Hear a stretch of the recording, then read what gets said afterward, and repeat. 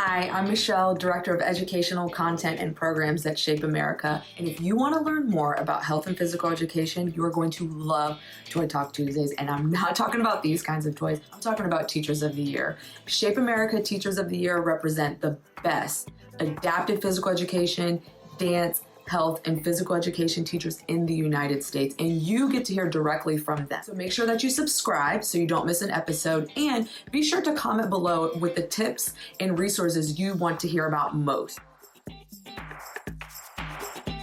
If you're interested in learning about how to become a Shape America Teacher of the Year, just make sure to click the link right here below. Thanks so much for watching.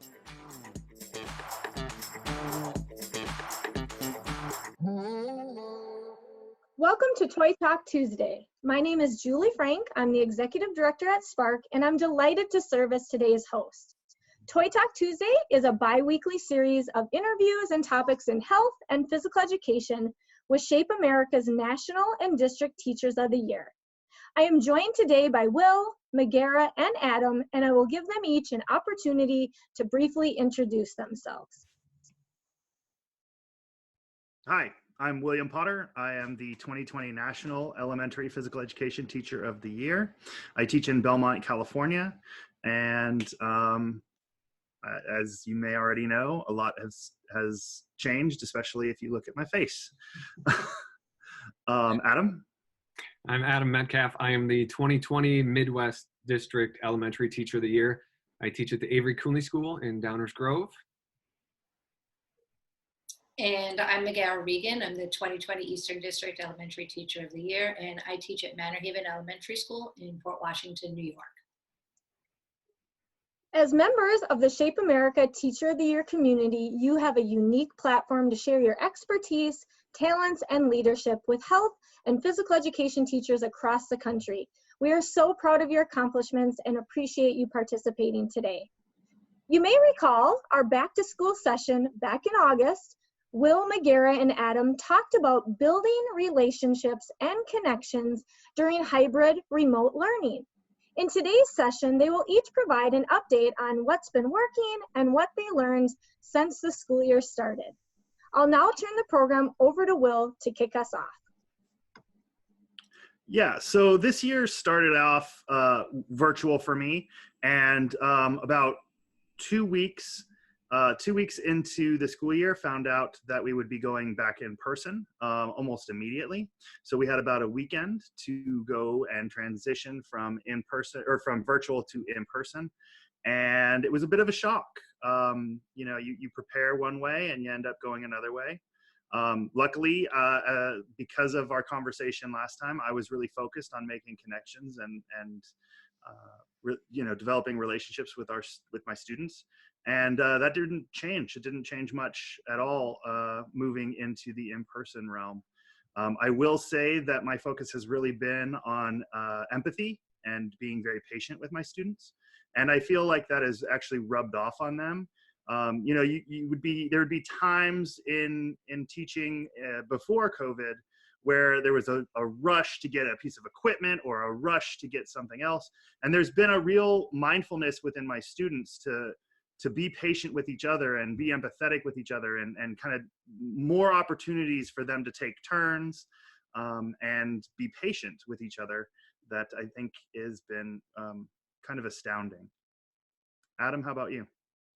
Oh yeah, definitely. I echo your sentiments about how the kids have responded, because that was my fear going in. Of course, going into the school year, I was really mindful that this is a generation of kids who is going through this version of what they call school. So the temperature checks, the masks, the plexiglass, social distancing.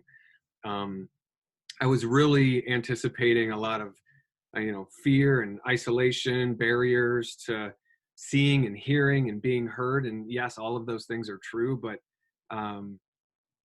as far as the kids go, they do a phenomenal job of adapting, which was really unexpected. I really thought that they were going to think, oh, this is school. I don't really like this, therefore I don't like school. So as a PE department, I've really been mindful of how do I model positivity the words I use, the demeanor I come in with every day. I've added some things just to the morning routine where when the kids are getting dropped off by their parents at school, we have music right there blasting, to just have a fun atmosphere. Most of my classes have been outdoor because they're kind of stuck in their cohort classroom with the plexi all around. They're not supposed to be exercising too vigorously because of the breathing that goes on. So we're outside all the time. Lately it's been really cold, but the kids have really reacted positively, and they love it. Even the virtual students that we have, so we're in person and we have virtual students at home. I post 2 synchronous lessons per week, and then I do an optional live Zoom with the groups as well. And they can't get enough of it, which was surprising as well. I try to be mindful of cutting down on screen time and giving them content if they need it. And they've absolutely loved it and they want more. So trying to find a balance of getting them active and having a positive connection with PE, and again keeping my own sanity has been a struggle, but I feel like I'm doing okay, which not many teachers can say that. There's a lot of burnout going on, and it's real. So yeah, it's definitely been really neat to see the kids' reactions and how they've adapted so far this school year. What do you think there, Megaera? So I'm going to be echoing a lot of what Will and Adam have said, and that's keeping the positivity there. We tried to make sure that one of our main objectives this year was to just help the children experience as much joy as possible during physical education, whether they're physically in school or we're remote. We are currently face-to-face fully, so we've got our kids in 5 days a week. We only had to pivot, which is now a word that outside of basketball I'm not a fan of anymore, but that's okay. So we did have to pivot once. We had to stay home for a week because the rates were high, and then we switched over to doing our remote teaching. But always whenever I'm designing lessons, I'm thinking, how can I make this a joyful experience? How can I help the children experience joy? They need that so much now in their lives because everything is so strange and odd. And one of the things that we realized we needed to do was equip them with games and activities that they could do at recess, because recess is not really like recess was in the past for them. They've got a wide open field with nothing they can play with. And the first couple of weeks of school, we'd look at their little faces and they'd be so sad. And they were, what are we going to do? We don't have anything to play with. So we taught them a whole bunch of different real old school games like red light, green light, what time is it, Mr. Fox? So we jumped all over that 4-square switch game, which the children loved. So they can go out and they can really enjoy themselves during recess now.